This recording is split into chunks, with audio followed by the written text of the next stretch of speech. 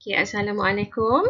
Okay, untuk hari ini, kita akan belajar mengenai prinsip memasak. Okay, sebenarnya prinsip memasak ni cikgu dah pernah ajar kamu masa KAV masakan. Okay, cuma kali ni dalam KVS, dia lebih detail. Okay, so untuk prinsip yang pertama, dipanggil haba lembab. Okay, di bawah haba lembab ni, kita ada, yang pertama, mengukus. Okey, mengukus ni kalau kamu tengok gambar pun kamu dah boleh nampak dah macam mana dia punya cara dia. Okey, so mengukus ni kita memasak dengan menggunakan wak air yang mendidih. Okey, so kalau tengok kat sini, ni adalah kuih pau. Okey. Yang kedua, kaedah mencelur. Okey, mencelur ni, yang ni kita masak makanan tu di dalam air yang mendidih. So, apa makanan yang sesuai untuk kita celur? Sayur-sayuran, fish ball, fish cake dan juga mi. Okey. Yang ketiga, dipanggil merebus. Okey, merebus ni cikgu rasa semua orang dah pernah buat kat rumah. Kalau tak pernah masak pun paling common mesti pernah merebus telur. Okay, apa itu merebus? So, merebus ni bila kita masak sesuatu makanan tu di dalam air yang mendidih, iaitu 100 darjah Celsius. Okey, yang keempat, mencarak. Okey, mungkin perkataan ni kamu tak biasa dengar. Okey, mencarak ni sebenarnya dia masak secara perlahan dalam cecair yang berperisa di atas api yang kecil. Okey, contohnya, kalau tengok kat gambar, dia adalah air kosong. Tapi, kita boleh juga masak dalam kuah, macam kuah tom yum. Okey, so bila masak kaedah mencarak, tekstur masakan kita tu akan menjadi lembut dan tidak berminyak. Okey, dan seterusnya. Okey, yang seterusnya adalah mereneh. Okey, mereneh ni apa dia? Okey, mereneh ni kita masak sesuatu secara perlahan di dalam cecair di bawah takat didih. Okey, takat didih kita 100 darjah Celsius. So, maksudnya cecair tu dia tak sampai menggelegak keluar buih itu tak. Okey, so dia menggunakan cecair ni kita masak mereneh ni dalam keadaan yang perlahan dan dalam periuk yang bertutup.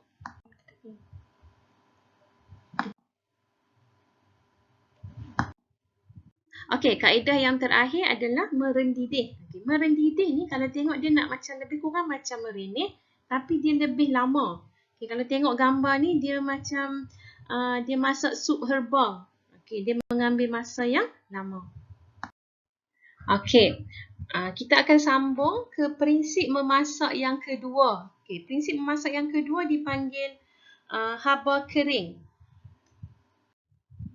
Okey, untuk yang pertama, teknik haba kering yang pertama dipanggil membakar. Okey, selalunya orang yang buat salah bila sebutnya membakar, orang akan fikir bakar sate, bakar ikan. Okey, sebenarnya salah. Membakar ni kita gunakan untuk membakar kek, roti, pastry, kentang, dan membakar dia menggunakan perolakan haba ataupun gelombang mikro. Okey, semacam contoh yang cikgu bagi ni, kita guna ketuhar.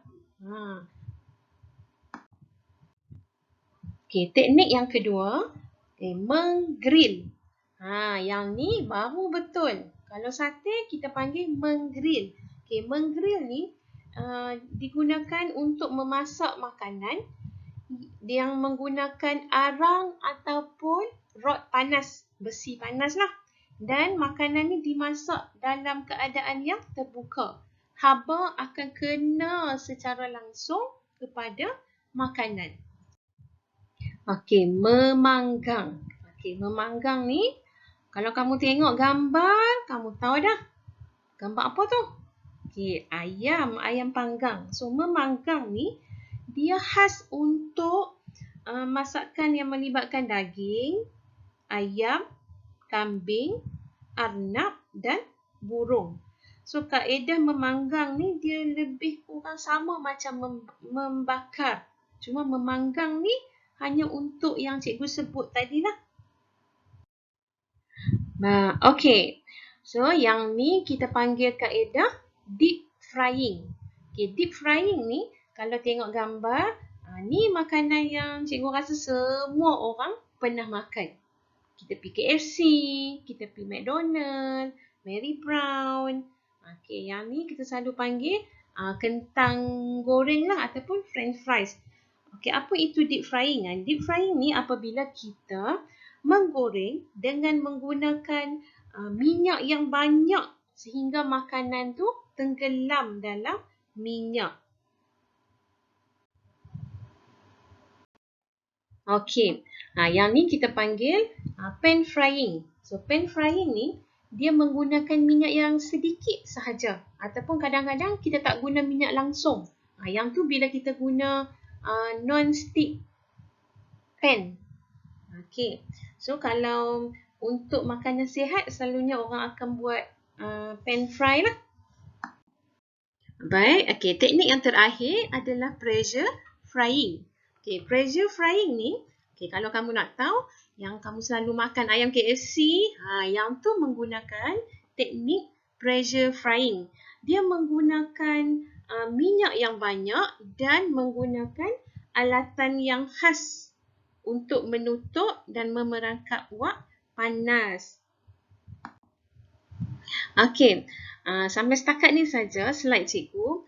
Sebenarnya haba kering ni dia ada banyak lagi teknik-teknik dia. Cikgu hanya sebut kat sini 6 teknik sahaja. Nanti bila kamu dah dapat modul, kamu boleh baca dan dia akan terang lebih detail.